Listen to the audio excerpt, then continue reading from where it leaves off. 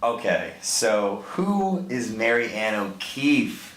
That's it? That's your intro? That's it? That's where I have to start? Okay, Yeah, great. Okay. 10 years in the real estate business. 11. 17 kids, right? Yeah, I have 4 kids, mostly grown, all over 18, so I guess grown. One works with you. One is, my buyer's agent, and he started 2 years ago, and so things got rocking and rolling at that time. So 2 years ago? awesome. Yep. Okay, so anyone watching this that has children that either has worked with them or is thinking of doing it, Right. what would be your horror story, if there is one, and what would be some advice?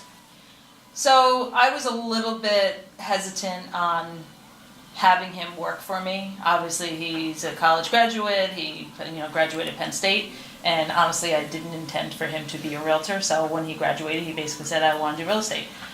So what I did for the past 2 years, honestly, is I pressed him to really be the realtor that really had to build his own business. Even though I'm successful, I required that he do everything on his own. So he's been doing that absolutely for 2 years, just bought his first condo as an investment property. Wow. Now I consider us partners, and now we can kind of do the business together. So you didn't make it easy for him. I didn't, because I was a little bit concerned, I don't really want to hand him business, then how do you get real life experiences when your mom is a successful realtor and you're jumping into real estate? So Yeah. that was one of my biggest concerns, so I did not really tap into what I could have with him for the first 2 years, because I wanted to make sure that came first. You wanted to make sure that he was ready, maybe, mentally. Yeah, and could handle mentally, it. and that he could prove himself. Makes sense. Not only to me, but also to others that might feel Like like you he did. got something handed to him. Yeah. Your first year in real estate was rocky, wasn't it? So really I started in 2007, so it was a really crappy year in real estate, and 2008 got worse. So I had just relocated back to the area, and I really didn't have a sphere of influence. So I really had to create my business kind of very organically, and really, I call myself a scrapper. I mean, I did every open house, I did everything that I possibly could to get myself in front of people. Was this like 6 days a week?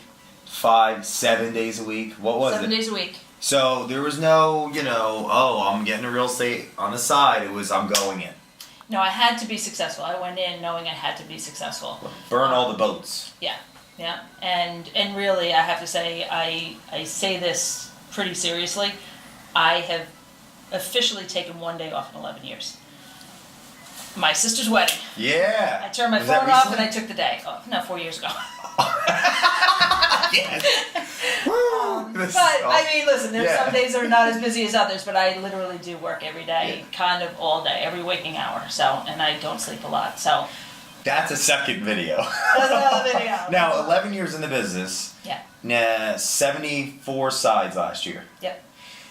To leave the audience with this, knowing that you work with your son, you have a few kids, you have a life outside of real estate, although obviously you're working very hard. What's one tip that you would give to anyone, either in the business or life? I mean, if you're going to be an independent contractor and you're going to be an entrepreneur, it is your business. You don't work for a broker. You hang your license at a broker, Okay. but you're an independent contractor and you have to be available whenever the client is there. So I was always available. So And being that's how I built available my business. is one of your core values in how you built this successful business. Correct. Mary Ann O'Keefe, Remax. Culture matters. Culture matters. Yeah, here we go.